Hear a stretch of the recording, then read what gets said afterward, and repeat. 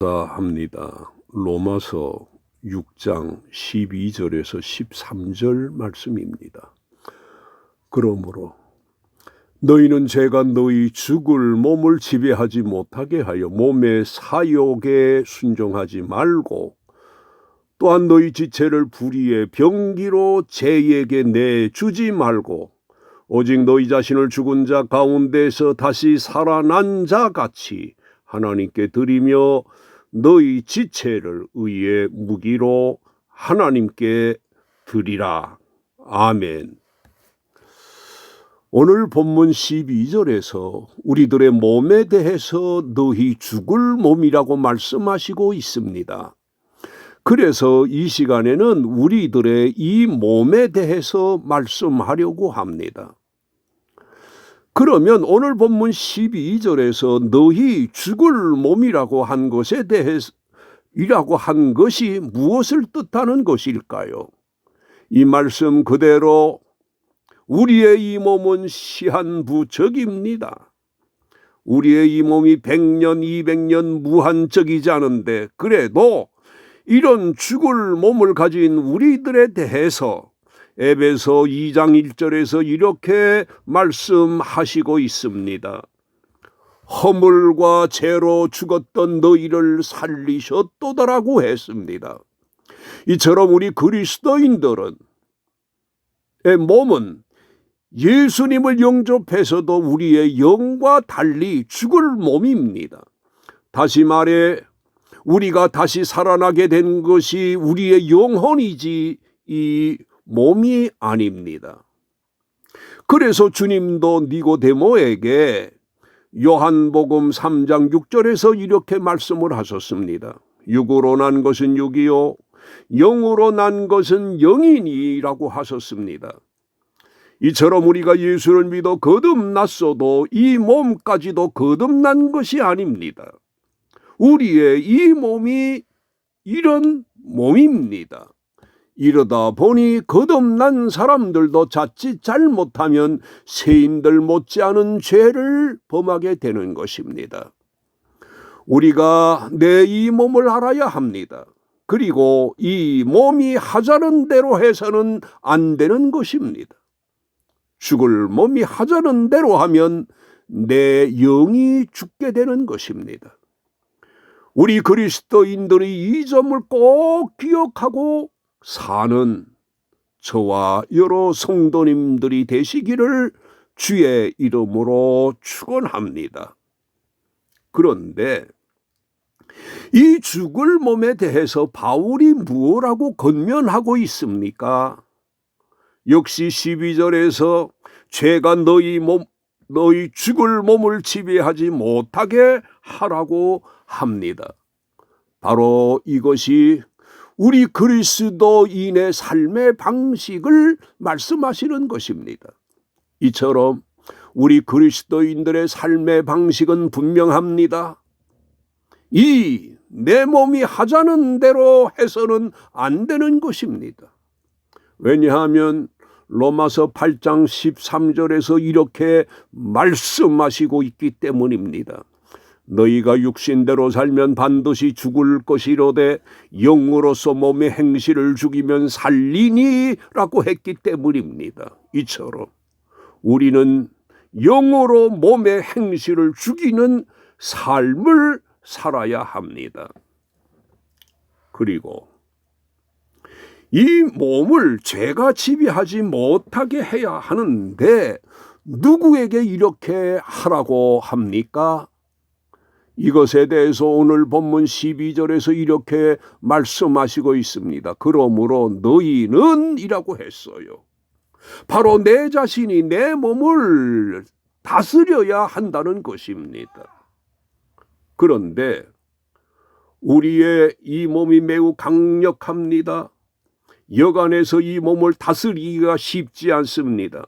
그래서 바울도 로마서 7장 23절 24절에서 이렇게 말하고 있습니다. 내 지체 속에서 한 다른 법이 내 마음의 법과 싸워 내 지체 속에 있는 죄의 법으로 나를 사로잡는 것을 보는 도다라고 하면서 그 싸움의 고단함을 이렇게 말하고 있습니다. 오호라 나는 곤고한 사람이로라. 이 사망의 몸에서 누가 나를 건져내랴 했던 것입니다. 우리들 속에 이 육이 이렇습니다. 그러므로 우리의 이것을 이기기 위해서 더 기도하고 더 강력한 믿음을 가져야 하는 것입니다. 그러면 무엇으로 우리가 이 몸, 이 죄가 지배하지 못하게 해야 하는 것일까요? 바로 우리가 예수님을 영접함으로 생겨진 믿음, 거듭난 새 사람으로 그렇게 해야 하는 것입니다. 그래서 바울이 로마서 8장 13절에서 다시 이렇게 말하고 있습니다. 너희가 육신대로 살면 반드시 죽을 것이로되 영으로서 몸의 행실을 죽이면 살리니 라고 했습니다. 이처럼 우리 그리스도인들은 영으로 살아야 합니다. 이 육신이 하자는 대로가 아닙니다. 거듭난 이 새 사람을 성령의 지배 아래 두고 성령의 인도를 따라서 살아야 하는 것입니다. 그런데 우리의 이 몸이 무엇을 좋아하고 무엇을 추구하려고 하는지 아십니까? 이것에 대해서 12절에서 너희 몸의 사욕에 순종하지 말라고 합니다.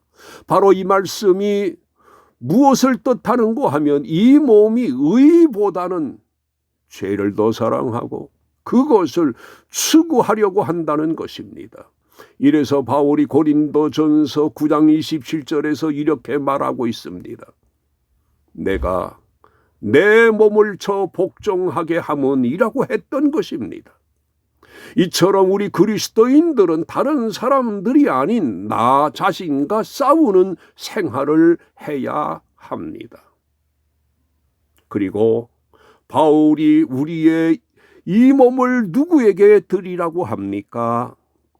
13절에서 오직 너희 자신을 죽은 자 가운데에서 다시 살아난 자 같이 하나님께 드리며 너희 지체를 의의 무기로 하나님께 드리라고 합니다. 우리가 이 몸을 이렇게 해야 합니다. 왜 이렇게 해야 할까요? 이것에 대해서도 이 13절에서 이렇게 말씀하시고 있습니다. 오직 너희 자신을 죽은 자 가운데서 다시 살아난 자 같이라고 하셨는데 사실 우리는 과거 죽었다가 다시 살아난 사람들입니다.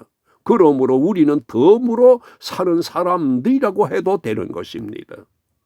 어떤 사람이 병원에 갔더니 간장으로 인해서 살지 못할 것이라고 하는 판정을 받았다고 합니다. 그런데 다행히도 다른 사람의 간을 이식받아서 건강해진 모습을 봤습니다.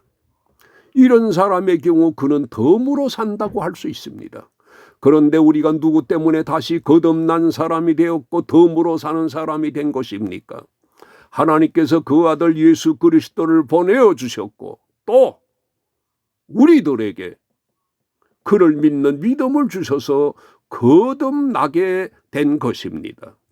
우리가 이런 넘치는 은혜를 받았기 때문에 그를 위해 이 몸을 드려야 하고 하나님의 일에 써야 하는 것입니다. 결론적으로 바울의 경우 그가 자신과의 싸움을 하고서 마지막 임종을 내다보면서 디모데후서 4장 7절과 8절에서 이렇게 말하고 있습니다. 나는 선한 싸움을 싸우고 나의 달려갈 길을 마치고 믿음을 지켰으니라고 하면서 자신이 받을 보상에 대해 이제후로는 나를 위하여 의의 면류관이 예비되었으므로 주곧 의로우신 재판장이 그날에 내게 주실 것이며 내게만 아니라 주의 나타나심을 사모하는 모든 자에게도 니라고 했습니다. 바울과 같이 이렇게 되시기를 주님의 이름으로 축원합니다. 아멘.